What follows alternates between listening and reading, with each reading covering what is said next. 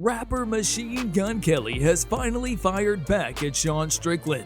That I'm gonna tell him right now, shut the up. The MGK Strickland feud originally kicked off when Strickland publicly criticized Kelly's fashion choices during a live power slap event in February, telling the rapper to dress like a f***ing man.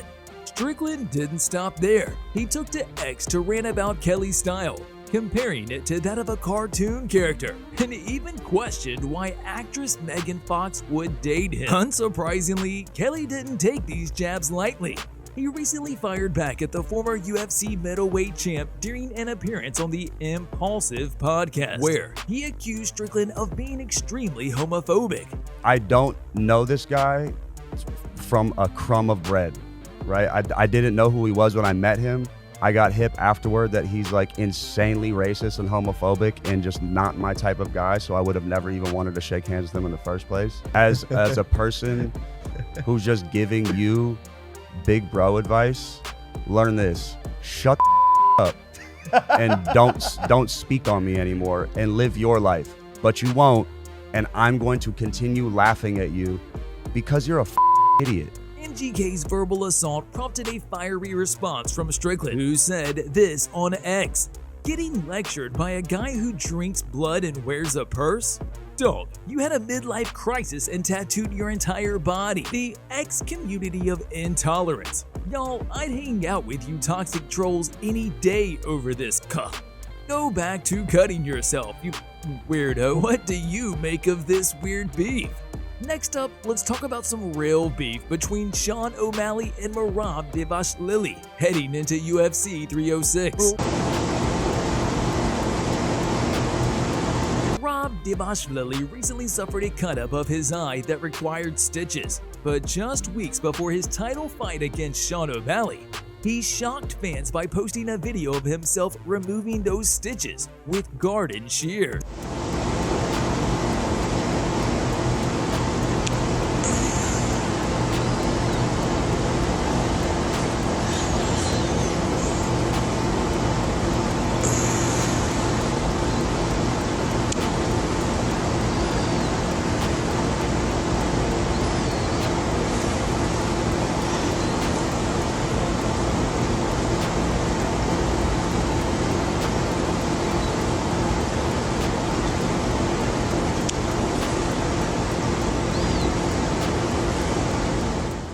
White was certainly not happy with Dvalishvili taking medical matters into his own hands. Isn't he awesome? I think he's just f***ing with me now, to be honest with you. You ever see the scissors they take stitches out with? They don't look like those usually. They're tiny, and they have that thing on there so you don't cut yourself. You know what I mean? They can slide them up under the stitches, and you don't cut yourself. And this dude had like bush shears that he was using. Both Merab Dvalishvili and Sean O'Malley have been using social media skits to hype up their upcoming fight. But so far, Dvalishvili seems to be winning the social media game. September 14th, UFC 306, The Sugar Show versus Merab, Atmosphere, live on pay-per-view.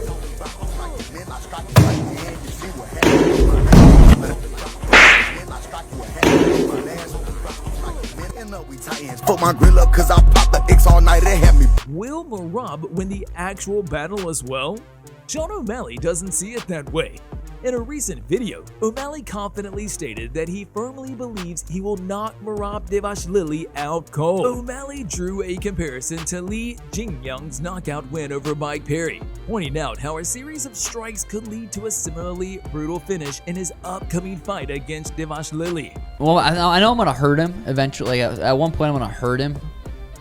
But then it could turn into a brutal just KO. Just an absolute, not a good weight cut, not a good camp. And he just gets slept bad, like that jingling. Like one of those where it's like 5 or 6 punches to add up. And the last one just puts him into the canvas, snoring, nose crooked, cat screaming. Once O'Malley is done with Dvalishvili, he'd love to cross over to boxing. This past weekend, Floyd Money Mayweather stepped back into the ring for the first time in 2 years, facing off against John Gotti III in yet another exhibition bout. As is often the case with these exhibition matches, things took a strange turn when Mayweather swapped out the referee mid-fight. The original ref had stopped the bout, claiming the 47-year-old Mayweather was hitting Gotti III on the back of the head. After the change, the fight resumed, and the two battled it out for the full 8 2-minute rounds. Despite the unusual circumstances, Suga had nothing but praise for Mayweather. First couple of highlights I watched were like round 1 and 3. Floyd was piecing him up, looking good as pull twos. Like, it was That fight. sick. O'Malley's head coach, Tim Welch, then asked the 29-year-old whether it would be possible for him to take on Mayweather in a crossover boxing bout. He versus Floyd? Yes. I would love that. That'd be crazy. Just get him right at the end, put him out, put him in. Who would win a potential boxing match between O'Malley and Mayweather? After all the bantamweight news, let's shift gears to the welterweight division and check out former champion Kamaru Usman's recent comments about MMA fans. Just how disrespectful are MMA fans? Despite his legendary career, Kamaru Usman is currently on a 3-fight losing streak, which has sparked claims that the longtime welterweight champion is past his prime. The Nigerian Nightmare addressed these comments and clapped back at his critics, explaining how injuries can take a toll on a fighter's body. But MMA fans seem to ignore that. All the things that you've been dealing with, it kind of catches up to you. And now I'm just in a position to where I'm trying to heal all of that. Because, you know, you stack up all these injuries over time and it starts to diminish your performances to where people start to forget just how good you are, just how much time you've spent building your career, doing the things that made you successful, to where they start to, oh, he's washed. Which is how disrespectful are MMA fans. Usman was on an impressive 15-fight winning streak before his first loss at UFC 278. Before that, he had successfully defended his title 5 times, including against Gilbert Burns. With both Usman and Burns now coming off losses, the Brazilian believes it's the perfect moment for their rematch. If Burns wins his upcoming fight against Sean Brady, I'll call Kamaru first. Oh, you want another shot at Kamaru? I will for sure want the rematch, but yeah, it's not that Ian Gary, for sure I will do that fight too, but for me it's like the guys that are in front of me, they'll be the biggest fights, you know, like Leon Edwards, and now have no opponent, that's a big fight. Kamaru Usman, former champion, rematch is a good fight. And Colby Covington too is another one. I'm not gonna waste my time with this guy, but you know, he's gonna be on my list. If they give me one of those 3 guys, that's a big win over these 3 guys. It's a title shot. It seems like the current welterweight champion, Bilal Muhammad, is also eyeing a fight with Kamaru Usman. Recently, Muhammad took a jab at Usman by posting a video of the former champ with an AI song mocking him. Lost 3 fights in a row, his knees are giving in. Leon dropped him with a headshot, left him wondering when. Bilal's up there champing at the bit. Usman has been campaigning for a title shot despite his 3-fight losing streak. But top 5 contender Shavkat Rakhmonov thinks the former champ should be ashamed for making such demands.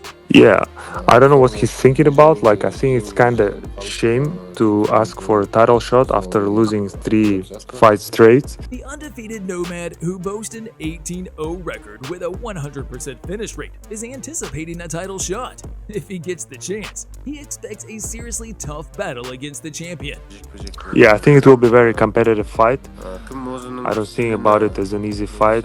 It's going to be a hard fight, and whoever will force his own style on his opponent, he's going to win. And even though it's not going to be easy, but I believe I'm going to be the winner at the end. Kamaru Usman, Gilbert Burns, or Shavkat Rakhmonov, who deserves the next title shot? Let us know in the comments. To stay up to date with the latest happenings in the world of MMA and boxing, please subscribe to our channel and turn on those notifications. Thanks for watching. We'll see you in the next one.